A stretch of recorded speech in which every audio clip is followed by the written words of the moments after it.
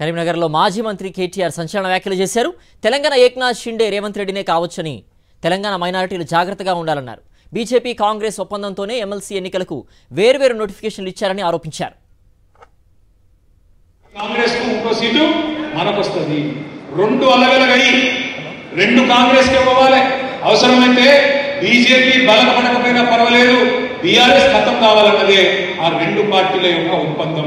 అందుకే నేను మీకు విజ్ఞప్తి చేస్తా ఉన్నా, ఎవరెవరికి అక్రమ సంబంధాలు ఉన్నాయి, ఎవరు ఎవరితో అంటగాగుతున్నారు, ఎవరు లోపాయికారి ఒప్పందాలు కుదుర్చుకుంటున్నారో తెలంగాణలోని మైనారిటీ సోదరులకు, ముస్లిం మైనారిటీ కానీ, క్రిస్టియన్ మైనారిటీ కానీ, సిక్కు సోదరులు కానీ అర్థం చేసుకోవాలని చెప్పి నేను కోరుతా ఉన్నా.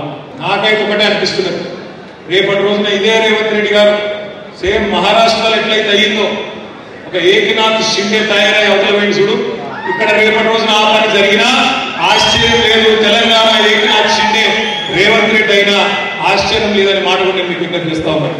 జాగ్రత్త అని నేను విజ్ఞప్తి చేస్తా ఉన్నాను. ముఖ్యంగా తెలంగాణలో ఉండే మైనారిటీ సోదరులకు నేను విజ్ఞప్తి చేస్తా ఉన్నాను.